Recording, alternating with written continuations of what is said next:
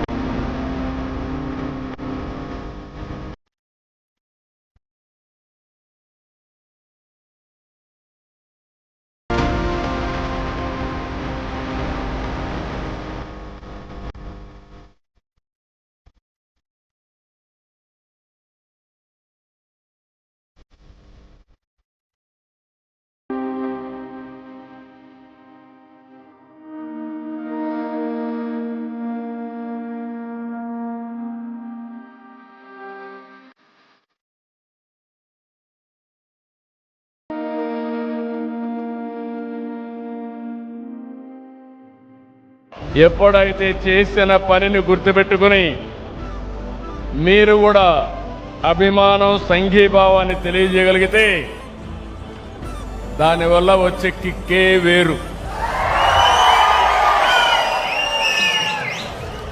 అలాంటి మిమ్మల్ని చూసినప్పుడు నేను చేసే పనికి సార్థకత కనపడస్తా ఉంది.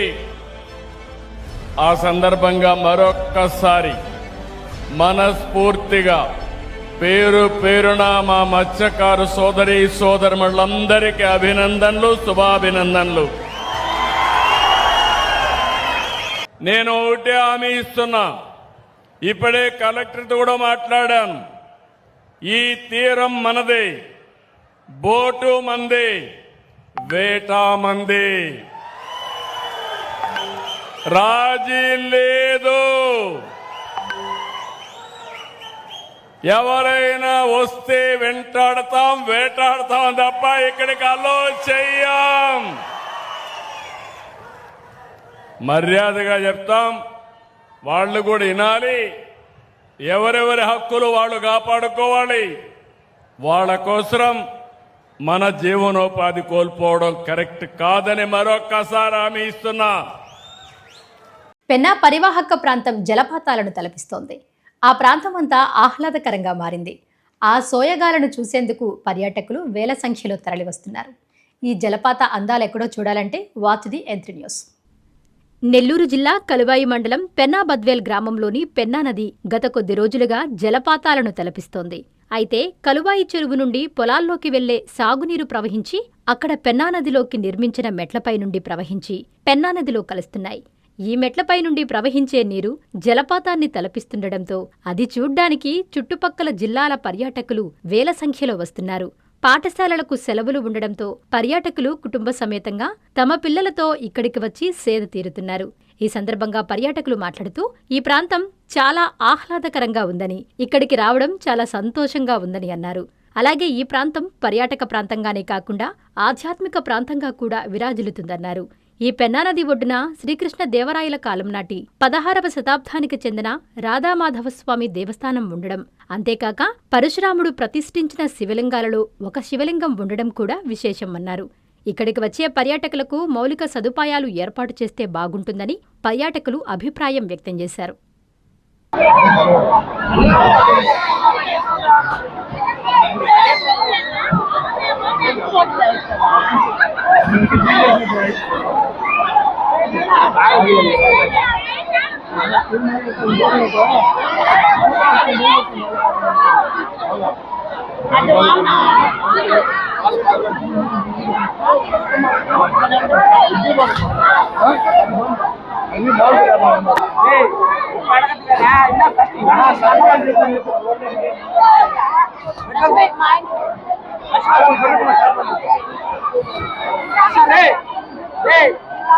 మన కారు బిడ్డలు ఆడే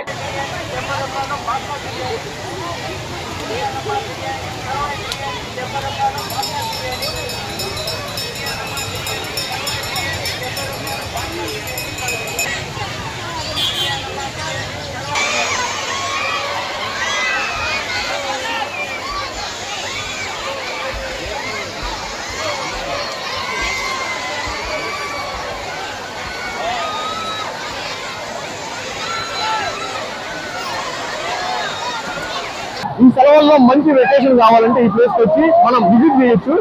పైగా ఇక్కడ మంచి పూర్వకాలం నాటి శివాలయం ఉంది. అండ్ 16వ శతాబ్దం నాటి శివాలయం. మనం ఇక్కడ ఇంకా ఏర్పాట్లు కానీ బాగా ఉంటే మన ప్రజలందరూ వచ్చి ఇక్కడికి వచ్చి విజిట్ చేయొచ్చు. ఈ పెనబద్వేలు గ్రామం కలవాయి మండలంలోనే ఒక పర్యాటక కేంద్రంగా విరాజిల్లుతుంది. దీనికి కారణం ఈ మధ్య ఇన్స్టాలో వచ్చిన వీడియోస్ కావచ్చు, మరి ఏమైనా ప్రచారాలు కావచ్చు. కానీ ఈ ప్రాంతం పెనబద్వేలు ప్రాంతం అనేది ఈరోజు ఫేమస్ అవ్వచ్చు, కానీ ఇది చరిత్రలోనే ఒక చరిత్ర పుటల్లో ఏనాడో ఈ పెనబద్వేలు గ్రామం అనేది ఉంది. ఇక్కడ ఇంకొక విశేషం ఏమిటంటే పరశురాముడి చేత ప్రతిష్ఠించబడిన శివలింగం కూడా ఈ ప్రాంతం ఈ పెనబద్వేలు గ్రామంలో ఉంది. అలాగే హరిహరాదులు మామూలుగా ఎక్కడైనా సరే వేరువేరుగా ఉంటారు.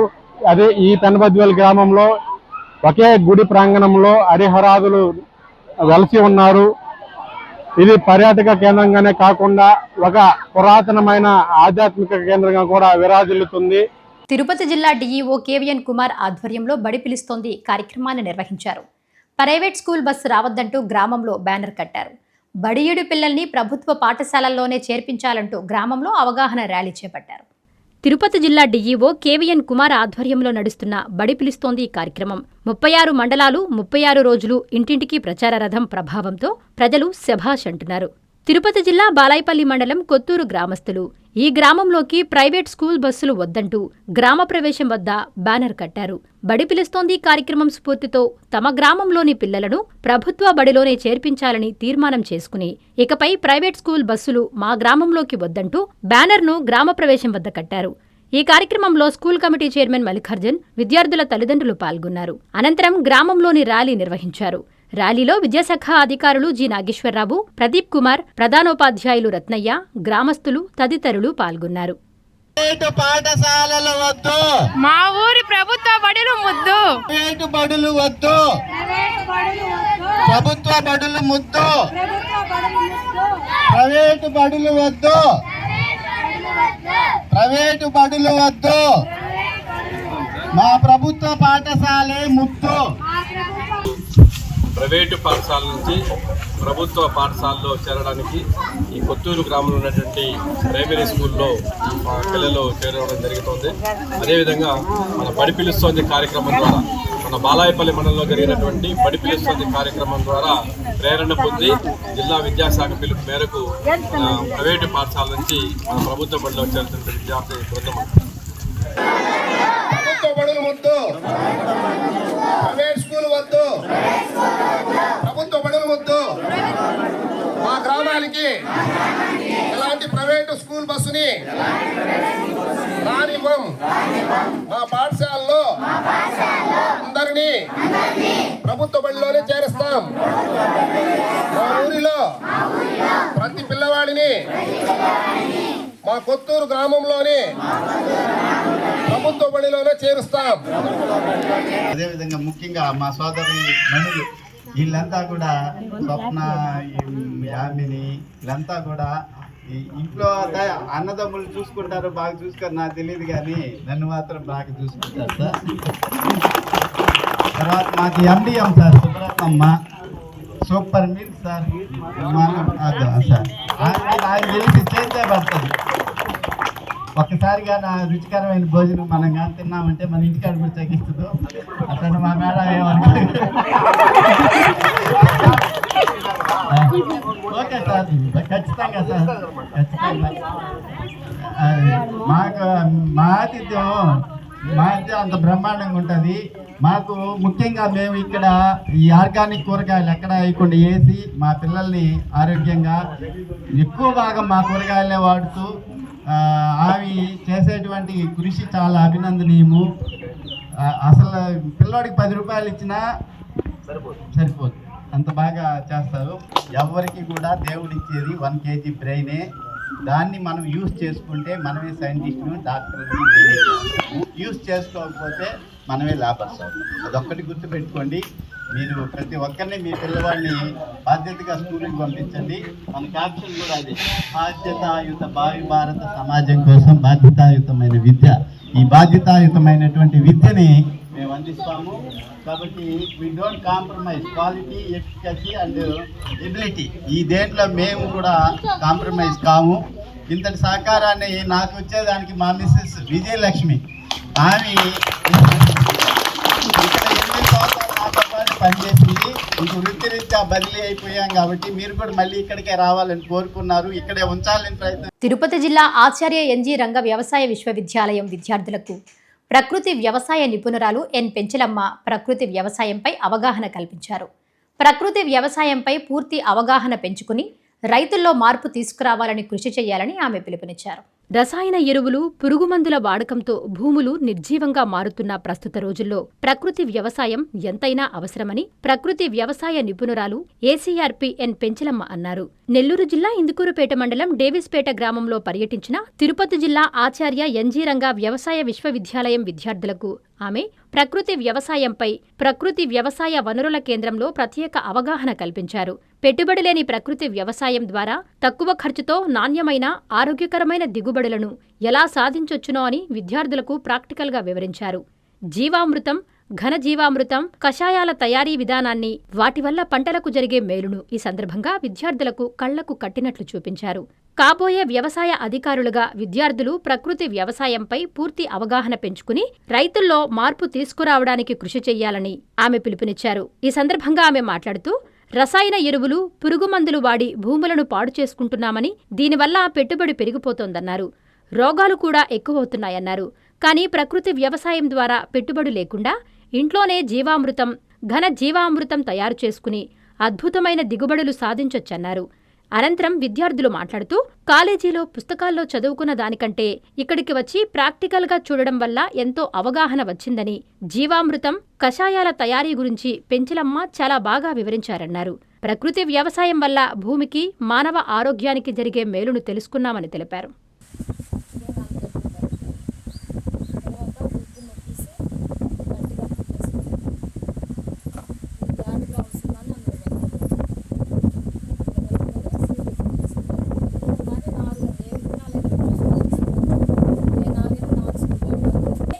దీంట్లో ఇది విడివిడిగా కలుపుకున్నాం కదా, ఇవన్నీ అందులో పోసేయాలి. అప్పుడు 180 లీటర్ల వాటర్ కలుపుతాము. నీడలో పెట్టుకొని గోనె సంచి కలుపుకొని ఉదయం సాయంత్రం కర్ర సాయంతో సవ్య దిశలోనే కలుపుకోవాలి. సవ్య దిశ అంటే క్లాక్లో తిరుగుతుంది కదా, గడియారం ముళ్ళు ఎలా తిరుగుతుందో అట్లాగా ఉదయం సాయంత్రం తిప్పుకోవాలి. సూక్ష్మజీవులు డెవలప్ అవుతాయి. అట్లా 4 రోజుల నుంచి 5 రోజుల వరకు ద్రవజామృతం తయారవుతుంది. అది డేవిస్పేట గ్రామం, ఇందుకూరుపేట మండలం. నేను రైతు సాధికార సంస్థలో ఐసీఆర్పీగా పనిచేస్తున్నాను. గత 8 సంవత్సరాల నుంచి ప్రకృతి వ్యవసాయం చేస్తున్నాను. Bio research centre BRC shop కూడా ఓపెన్ చేశాను. మాకు డిపిఎం ఆధ్వర్యంలో కషాయాలు ఎలా చేయాలి అనే దాని మీద ట్రైనింగ్ ఇచ్చారు. అన్ని ట్రైనింగ్లు తీసుకున్నాను. నేను అనంతపురం వెళ్ళాను, గుంటూరు వెళ్ళాను, కావలిలో మెగా బయో రీసెర్చ్ సెంటర్లో కషాయాల మీద ట్రైనింగ్ తీసుకున్నాను. పిఎండిఎస్ విత్తనాలు ప్రతి ఒక్క రైతు చల్లుకొని భూమి సారవంతం చేసుకోవాలని నెక్స్ట్ సీజన్లో ప్రతి ఒక్క రైతుకి ప్రతి విలేజ్లో మాకు 8 గ్రామాలు అడాప్ట్ చేశారు. 8 గ్రామాలకు వెళ్ళి అందరు రైతులతో మాట్లాడుతున్నాము. నెక్స్ట్ సీజను ఇంకా ఎక్కువ మంది రైతులు ముందుకు వచ్చి పిఎండిఎస్ విత్తనాలు చల్లుకోవాలి. వాళ్ళకున్న కొద్ది పొలంలో అయినా కానీ, అంటే వాళ్ళకున్న కొంచెం పాటి దాంట్లో అయినా కానీ మా పద్ధతిలో చేసుకోవాలని మేమందరం టీం వారీగా మా జిల్లా తరపు నుంచి మా మండలం నుంచి మేమందరం ఆ రైతులకు అందరికీ కోరుకుంటున్నాము. ఆగి ఉన్న లారీని ఇన్నోవా కారు ఢీకొట్టింది. దీంతో ప్యాసింజర్ కారులో ఒక్కసారిగా మంటలు చెలరేగాయి. ఇన్నోవాతో పాటు అక్కడే ఉన్న మరో 3 వాహనాలకు మంటలు అంటుకున్నాయి. ఫైర్ సిబ్బంది హుటాహుటిన ఘటనా స్థలానికి చేరుకుని మంటలను అదుపు చేశారు. ఈ ఘటన బాలాయపల్లి చెక్పోస్ట్ వద్ద చోటు చేసుకుంది.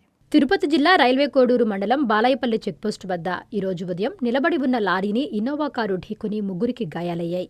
గాయపడిన వారిని తిరుపతి ఆసుపత్రికి తరలించారు. కారు లారీ అక్కడే ఉండడంతో మరో ప్యాసింజర్ కారు అక్కడికి వచ్చి నిలిచింది. ప్యాసింజర్ కారులో పొగలు రావడంతో ప్యాసింజర్స్ దిగేశారు. ప్యాసింజర్ కారులో మంటలు చెలరేగడం, అక్కడే ఉన్న ఇన్నోవా, లారీ 3ంటికి మంటలు అంటుకున్నాయి. భారీ స్థాయిలో నడి రోడ్డుపై మంటలు చెలరేగడంతో అక్కడి నుండి తిరుపతికి వెళ్లాల్సిన వాహనాలు 2 వైపులా నిలిచిపోయాయి. విషయం తెలుసుకున్న అగ్నిమాపక సిబ్బంది అధికారులు ఘటనా స్థలానికి చేరుకుని మంటలను అదుపు చేస్తున్నారు. ఈ ప్రమాదంలో ఎలాంటి ప్రాణ నష్టం జరగలేదు.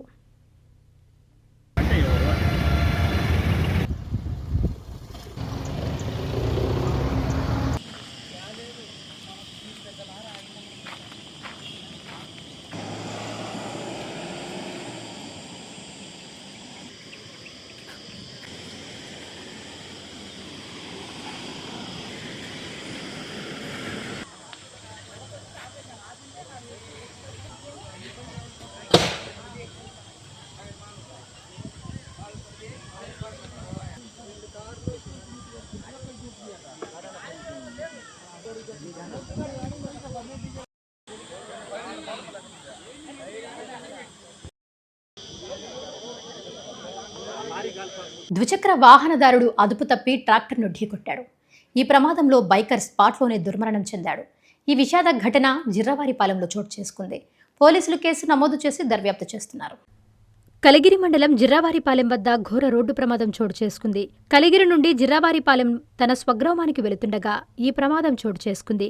కలిగిరి నుండి వింజమూరు వైపు వెళుతున్న ట్రాక్టర్ను అదే మార్గంలో వెనుక వైపు వస్తున్న ద్విచక్ర వాహనదారుడు అదుపు తప్పి ట్రాక్టర్ను ఢీకొట్టడంతో అక్కడికక్కడే మృతి చెందాడు. మృతుడు జిర్రావారిపాలెం గ్రామానికి చెందిన పర్రె హజరత్గా గుర్తించారు. పోలీసులు కేసు నమోదు చేసి దర్యాప్తు చేస్తున్నామన్నారు.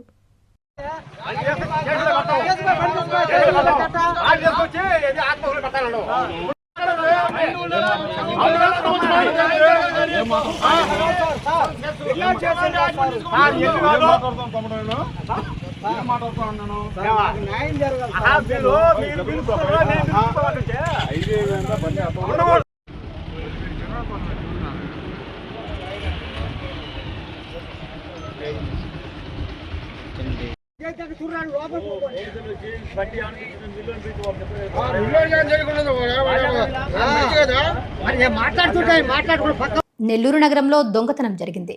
ఇంటి తాళాలు పగలుగొట్టి బంగారం, వెండి వస్తువులతో పాటు నగదు దోచుకెళ్లినట్లు బాధితులు వాపోయారు. బాధితుల ఫిర్యాదు మేరకు సంతపేట పోలీసులు కేసు నమోదు చేసి దర్యాప్తు ప్రారంభించారు. నెల్లూరు నగరం సంతపేట 4 కాళ్ల మండపం సమీపంలో ఉన్న ఎస్బీఐ ఏటీఎం దగ్గర ఒక ఇంట్లో దొంగతనం జరిగింది. 30,000 విలువ గల వెండి, 2 గ్రాముల బంగారం, 25,000 రూపాయల నగదు దోచుకెళ్లారు. ఇంటి తాళం పగలగొట్టి లోపలికి ప్రవేశించి ఇల్లంతా గాలించినట్లు అక్కడి పరిస్థితిని బట్టి తెలుస్తోంది. పోలీసులు ఘటనా స్థలాన్ని పరిశీలించి వెళ్లారు. పూర్తి వివరాలు తెలియాల్సి ఉంది.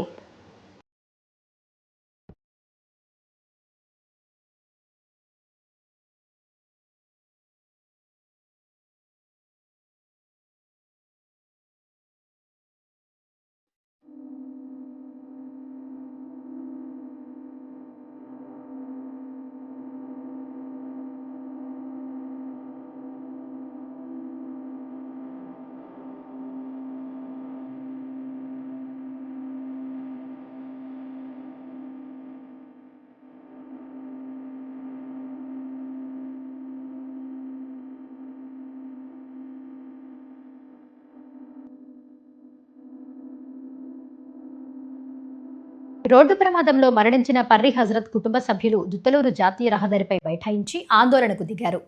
ప్రమాదానికి కారణమైన ట్రాక్టర్ డ్రైవర్ను పిలిపించాలంటూ పోలీసులతో వాగ్వాదానికి దిగారు. బాధిత కుటుంబానికి న్యాయం జరిగేంత వరకు ఇక్కడి నుంచి కదలమని చెప్పారు. కావలి నుండి దుత్తలూరు వెళ్లే జాతీయ రహదారిపై జిర్రావారిపాలెం వద్ద ప్రమాదంలో మృతి చెందిన పర్రె హజరత్ బంధువులు రోడ్డు మీద బైఠాయించడంతో కిలోమీటర్ మేర ట్రాఫిక్ నిలిచిపోయి వాహన రాకపోకలకు అంతరాయం ఏర్పడింది. ఈ ప్రమాదంలో మృతి చెందిన పర్రె హజరత్ కి న్యాయం జరిగేంత వరకు ఇక్కడ నుండి కదిలే పరిస్థితి లేదంటూ మృతుని కుటుంబ సభ్యులు భీష్మించుకుని కూర్చున్నారు.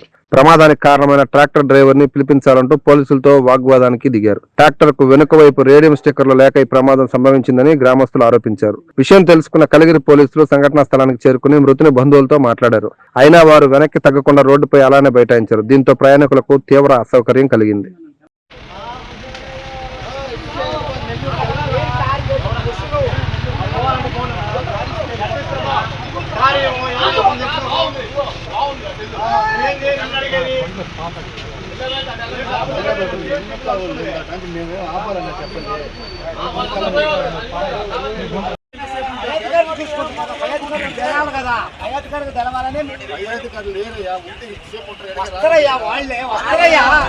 శ్రీకాళహస్తీశ్వర స్వామి వారిని రాష్ట్ర హోంశాఖ మంత్రి వంగలపూడి అనిత కుటుంబ సమేతంగా దర్శించుకుని ప్రత్యేక పూజలు నిర్వహించారు. ఆలయ వేద పండితులు వారికి ఆశీర్వచనం అందించి స్వామి అమ్మవార్ల తీర్థప్రసాదాలను శేషవస్త్రాన్ని అందజేశారు. ఆంధ్రప్రదేశ్ రాష్ట్ర హోంశాఖ మంత్రి వంగలపూడి అనిత సోమవారం కుటుంబ సమేతంగా శ్రీకాళహస్తీశ్వర స్వామివారిని దర్శించుకున్నారు. ఆలయం వద్దకు చేరుకున్న హోంమంత్రి అనితకు స్థానిక శాసనసభ్యులు బొజ్జల వెంకట సుధీర్ రెడ్డి, ఆలయ అధికారులు ఘనస్వాగతం పలికారు. అనంతరం హోంమంత్రి కుటుంబ సమేతంగా శ్రీ జ్ఞానప్రసూనాంబ సమేత శ్రీకాళహస్తీశ్వర స్వామివారిని, జ్ఞానప్రసూనాంబ అమ్మవారిని దర్శించుకుని ప్రత్యేక పూజలు నిర్వహించారు. ఈ సందర్భంగా ఆలయ వేద పండితులు వారికి ఆశీర్వచనం అందించి స్వామి అమ్మవార్ల తీర్థప్రసాదాలను శేషవస్త్రాన్ని అందజేశారు. ఈ కార్యక్రమంలో కూటమి నాయకులు, ఆలయ అధికారులు మరియు భారీ సంఖ్యలో కార్యకర్తలు పాల్గొన్నారు. సదరు కార్యక్రమంలో ఆలయ కార్యనిర్వహణ అధికారి బీకే వెంకటేశులు, శ్రీకాళహస్తి శాసనసభ్యులు బొజ్జల వెంకట సుధీర్ రెడ్డి, ఆలయ ట్రస్టు బోర్డు సభ్యులు గుర్రప్పశెట్టి, డి లక్ష్మమ్మ, గోపీనాథ్, ఆలయ AEO Vidyasagar Reddy, protocol AEO Mohan, APRO Ravi, స్థానిక టీడీపీ నాయకులు పాల్గొన్నారు. శ్రీ శివగణేశ సమేత శ్రీ నటరాజ స్వామి దేవతాభ్యో నమః.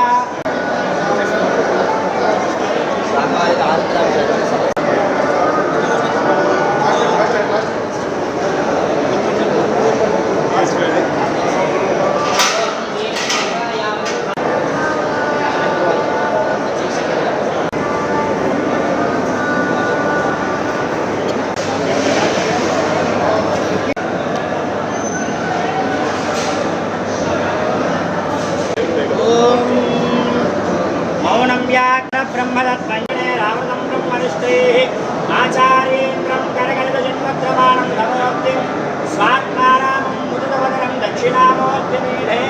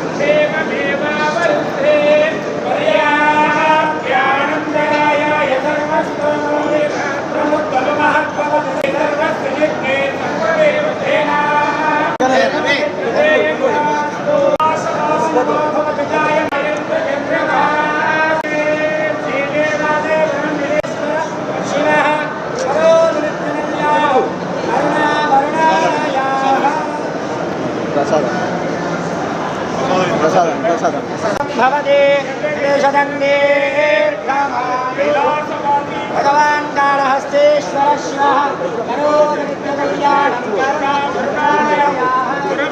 కరుణాకరుణాలోకానాం విషగే భవరోగిణాం దక్షిణామూర్తయే నమః. స్వామినః అనుగ్రహ.